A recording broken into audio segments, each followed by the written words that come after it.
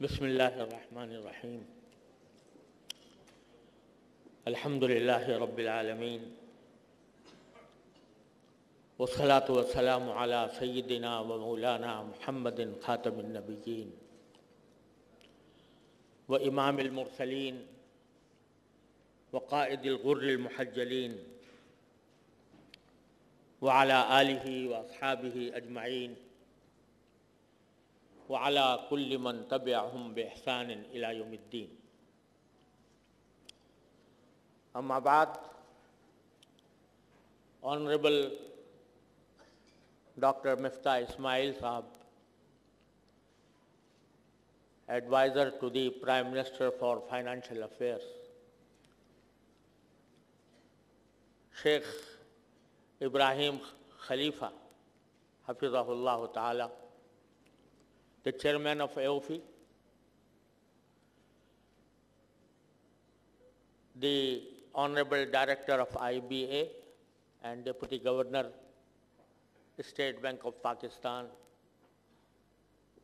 Mr. Irfan Siddiqui, the President of CEO of Mizan Bank. Sister, Assalamu alaikum wa rahmatullahi ta'ala wa barakatuh. First of all, after paying gratitude to Allah subhanahu wa ta'ala, I am thankful to CIF IBA to organize this August forum and give me an opportunity to say a few words on this occasion. I pray that Allah may bless this August forum with His mercy and also make it beneficial for the Ummah at large. You know that there are many conferences held on the subject of Islamic finance throughout the globe, and nearly every I receive an invitation from a conference or a seminar being held on the subject of Islamic finance in any part of the world. But I attend very few of them, and I am not able to attend all or majority of them. Firstly, because I am getting old. Rather, I have got too old to attend all these conferences. And secondly, because normally these conferences do not go beyond giving a lip service to the Islamic finance, bringing very little practical effect on our life. But Alhamdulillah, this forum which we are attending today has a good precedent from last year. It was held last year, and fortunately we had privilege of attendance of the Finance Minister of Pakistan at that time, Mr. Ishaq Dar. And on that forum, I had presented some complaints to him as a brother.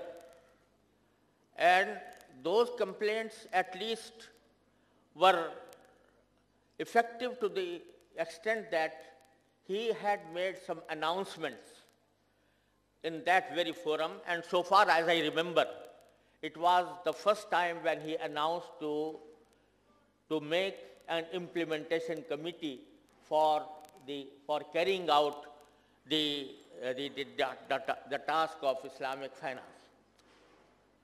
So Alhamdulillah, in this conference, we have the privilege of having with us Dr. Miftah Ismail Sahab, who is actually the finance minister today. And we hope that his presence in this forum will go forward to make some announcement at least to satisfy the needs of Islamic banks and financial institutions. And I have some bullet points for him, and inshallah I'll make them very briefly, I'll present them very briefly, inshallah. First of all, I want to emphasize that the object of Islamic finance or Islamic banking cannot move forward unless we have the belief, wholehearted belief, that riba is an evil. Unless we have this concept that riba is evil, we cannot get rid of this riba, and the task of, or the objective of Islamic finance cannot move forward. For that purpose, we have to turn to the Holy Quran, which has said that فَإِن لَمْ تَفْعَلُوا فَأَذَنُوا بِحَرْبٍ مِّنَ اللَّهِ وَرَسُولِهِ, which means that if you do not withdraw your practice of riba, withdraw from your practice on riba, if you do not abandon riba, then you should take a declaration of war from Allah and His Messenger. These words have not been used anywhere in the Holy Quran for any sort of crime, for any sort of sin. These words were not given by the Holy Quran for adultery, for eating pork, or for burglary, or any crime. But for riba, it has said that unless you give up riba, you are waging war against Allah and His Messenger. So unless we get rid of this war against Allah and His Messenger, we cannot prosper nor in this world, nor in the hereafter. So first of all, we have to have a wholehearted belief that we cannot prosper without getting rid of this riba, which is a war against Allah and His Messenger. And once we believe this, then there is no choice for a Muslim. Now, a concept has been grown in the past that we can live with a parallel system. Once a riba-based, interest-based, and also Islamic, based on Islamic teachings or Islamic concepts. You know, some people feel it like we have different types of treatment.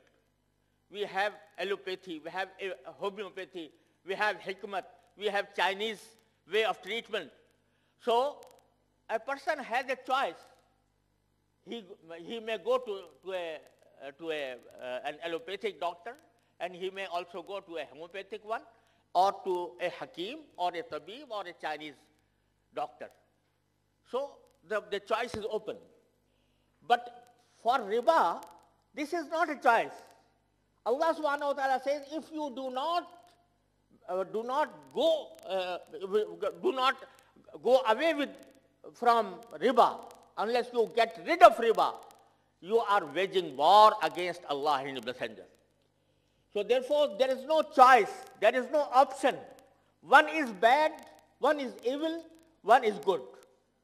There is no way between, no midway between these two concepts.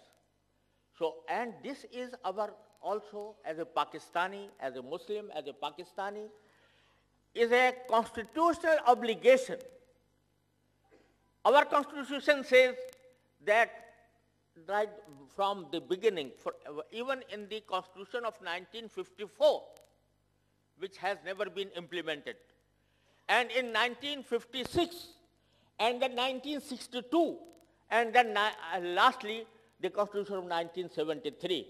Every constitution says that in its principles of policy that riba will be eliminated from the country. But 70 years have passed, but no practical step has been taken. No practical step has been taken to get rid of this evil from our country. Alhamdulillah, some private institutions have been established as Islamic banks, but the history given by Irfan Siddiqui Sahab shows that Alhamdulillah the patients of Islamic Muslims, they are willing to having Islamic banks, Islamic financial institutions, but they need support from the government. And the lack of support from the government is creating difficulties, hurdles in the way of the progress of Islamic banking. So, Alhamdulillah, within last 3 decades, as you know, the Islamic banks and financial institutions have grown in different countries. Alhamdulillah, it has a good history so far as private sector is concerned. But I would request our Honorable Finance Minister that in this forum he should satisfy ourselves and also the people of Pakistan that some practical steps are being taken towards this goal. So I have some bullet points and I want to present them before him, and I hope that inshallah he will right in this forum will announce some of them, some of these points that I am presenting to him. Although I am aware that he has very short time at his hand, and the new government is, the tenure of this government approaching its end. Still, there are some steps that may be taken even this short period. Firstly, I propose and suggest that